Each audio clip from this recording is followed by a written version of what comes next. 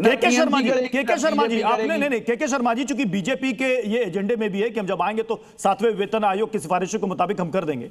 कई स्टेट है जहां पर केंद्र के लगभग समान इतना वहां के कर्मचारियों को मिलता है, बचा हुआ है। क्या सर इतना कहना चाहता हूं, नहीं क्या सर बीजेपी आएगी तो इतने फंड हो जाएंगे कि तुरंत एरियर भी पाट देगी और तुरंत उतने पैसे भी देने शुरू कर देगी? नहीं, मैं वाजपेयी साहब की ही बात को ले लूं।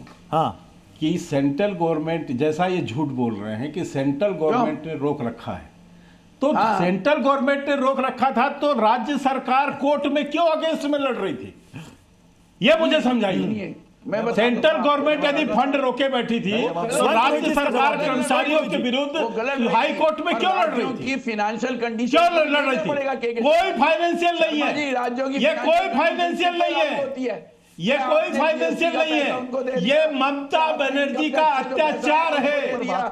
ये ममता बनर्जी का अत्याचार है बंगाल के सरकारी कर्मचारियों पर, क्योंकि उसे लूटना है, उसे भ्रष्टाचार करना है, उसे कर्मचारियों का हक नहीं देना मसला है। अब इसे ये मत कहिएगा कि कोई एजेंडा है, क्योंकि पैसे उनके रुके हैं, एरियर उनको चाहिए था। ये वही काम स्वयं पुरोहित जी फांसीवादी तरीके से चुनाव करवा रहे हो आप। दिनेश जी ने भी कहा कि ये गलत किया आपकी सरकार ने, उतने तक पैसा रोक के रखा था, चुनाव की तारीखों के ऐलान से ठीक पहले कहा कि हम आपको दे देंगे।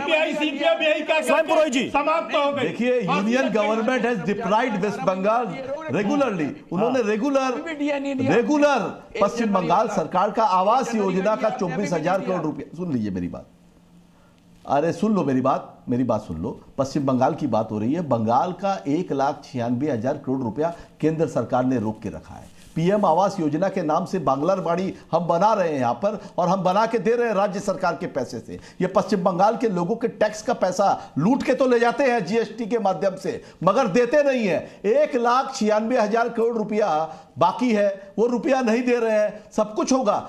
एक महिला लड़ रही है, एक 71 साल की महिला हवाई चप्पल पहन करके वो जब चलती है रास्ते में, लाखों लोग उनके पीछे चलते हैं। पूरी की पूरी केंद्र सरकार, प्रधानमंत्री, गृह मंत्री, 15 कैबिनेट मिनिस्टर, 20 राज्यों के मुख्यमंत्री, ईडी, सीबीआई, इलेक्शन कमीशन वाले भैनिश कुमार सारे लग गए हैं, मगर उसके बाद भी पैसा नहीं दे रहे हैं। सुन लो ये, अरे चुप रहो, अरे चुप रहो सर, चुप रहो, बीच में मत बोलो, फिर बीच में भौंकना शुरू, फिर बीच में बोलना की भाषा मत की भाषा बोलते हो, छोड़ो ना भाषा, एक बदतमीज की तरह बात करते हो। प्रधानमंत्री से ज्यादा बदतमीज हो गए, चुट के मारूंगा, यही सोच है तुम्हारी, यही तृणमूल कांग्रेस की सोच है, यही ममता बनर्जी की भाषा है, यही संस्कार दिया है तुम्हें, इसी भाषा पे बात करना आता है तुम्हें। ये कौन है? यही है तुम्हारी बदतमीजी का हाल। इसकी गरिमा क्या देखी? किसी बात तक गिर रहे हो, ब्राह्मण बैठियों किसी बात तक गिर रहे हो।